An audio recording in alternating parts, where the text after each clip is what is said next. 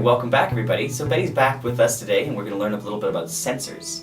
Hi there, Betty. Thanks for coming back. Thank you had a good time last time? You're very welcome. Okay. What does a sensor do? Good question. Okay, so a sensor is a device that's an electrode basically with some enzymes on it that gets inserted underneath the skin, and it can measure glucose, what we call the interstitial fluid. You're basically made up of water.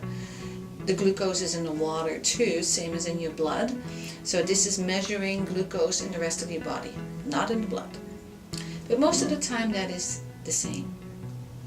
So this gets placed underneath the skin and it continuously measures glucose. And it gives that information to either the pump, if you're connected to the pump, or to another monitor device that you can use. And it measures it every 5 minutes. There's a data point. So it's like testing your blood sugar 288 times in a 24-hour period. So it gives a huge amount of information of what happens, first of all, overnight when you're sleeping and you're not constantly testing. And also what happens, all the other times when you're wandering, after the meal, during exercise, whatever. So there's a lot of information that can be gathered by wearing a sensor. And so that gives it a big advantage over regular testing, which you'd normally be doing? Yeah, I mean, some people really test a lot, and it gives you good information, but this is even more. And it really helps with, the other thing it does, very important too, if it is connected to this particular pump, and they play together, the pump has been programmed to shut off the insulin when you reach a low point. And you can set that together with your trainer and your doctor, but then the pump will actually shut off the insulin if you go too low. So that is awesome. It's the first pump that does this. And we would say it's like the beginning of a closed loop, but we're not there yet, where the pancreas shuts off. Well, it's not the pancreas, but the pump shuts off the insulin when you go too low. And then do you just read your information off of that, or does that also transfer information onto a website or one of the reporting services we talked about? Both. So basically when you're wearing the pump, I have a demo here that I can show you. You see a graph on your pump. And you can react on that in your 24-hour day.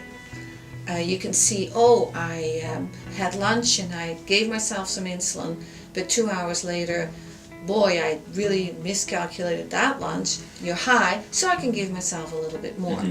Which is just managing a little bit, because no day is the same. But you can also download it on a website where you can look at long-term data, which is much more useful for detecting trends. I can see I'm always going up overnight, or I'm always going down overnight. Then I can make adjustments, little adjustment to the basal rate, or how do I cover my meals. And it might help you just preventing to have to constantly fiddle. Wow. So it really is acting in a way in a lot of the functions that your pancreas normally would with this feedback loop like we talked about? You still have to program it yourself. So it's not a complete closed loop system. What people are looking for is you wear a pump and it just gives insulin or stops insulin based on glucose levels. So this is one first step to that system. You are getting constant sensing of glucose levels. And then this pump reacts to when you go too low by shutting off the insulin. We're not there yet where it says, now you're a little higher, I'm giving you a little, I'm stopping, I'm giving, I'm stopping, which is what a pancreas does. Yes. Yes. And so, not yet, but it's the first step towards it. So how do you put it on? All right, so let's put it on.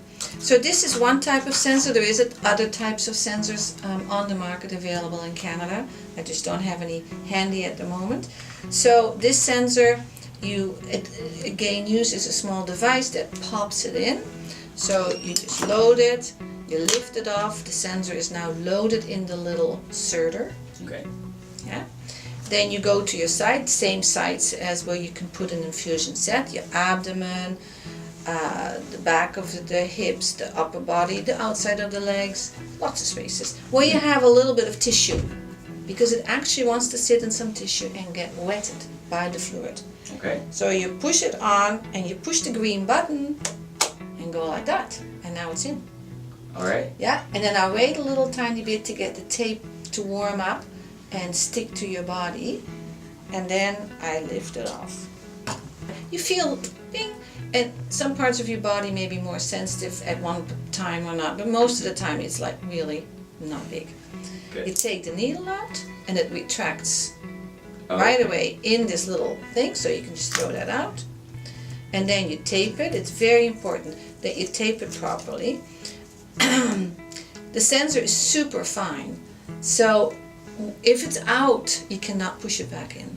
It's that little hair, Yeah. it will just go in bend, and it needs to be straight. Then you put more tape on it just to keep it in place, like so, and then this is the sensor part. Now you have to put a transmitter on it. So the Okay. transmitter, A little Wi-Fi thing. yeah, almost. It sits on a charger which also is fed by a battery, so you can change the battery. It's not an electrical outlet. And now I'm going to put this transmitter onto the sensor. Click. And then I'll keep that in place by that little piece of tape, like so. And this is what I would have. And I'd wear it for 6 days. It's waterproof. Mm-hmm. Once the connection is made, because on that sensor, you can see it here, it has 2 black rings that when you connect the transmitter to it, it forms a waterproof seal. So you never take this off. And then you tell your pump that I have a sensor in, and then you tell it to start, and then it will start showing the data. In this particular screen, it would say, okay, my glucose level is 7.2. Most importantly, it actually shows me the last 3 hours.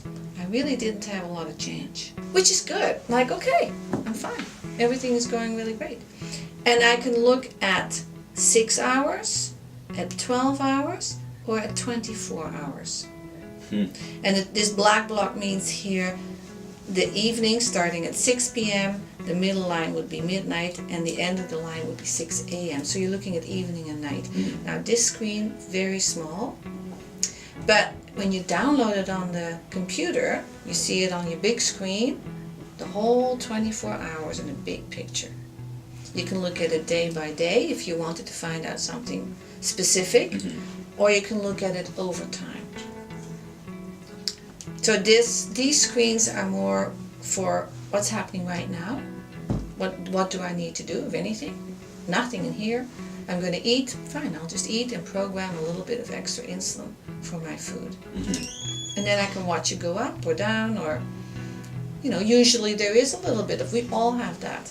And so how often would you replace these sensors on your body? Okay, so they're good. There's a little clock in here that's set for 6 days. 6 days. 6 days. So FDA has given approval for 6 days.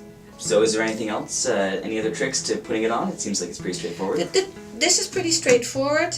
And again, you have that help number on the back of the pump. If there's any problem with the sensor insertion, or there's alarms that you don't understand, phone the helpline. They'll walk you through, troubleshoot. If there's something wrong with the sensor, they'll send you a new one. Well, that's great. It seems like it's a strategy that you would go over with your trainer or go over with your doctor and see whether that's a sort of a good fit for you. And yeah, well, I guess thanks for being with us again, and thanks for showing us around the world of sensors and insulin pumps. Yes, thank you. And see you guys next time.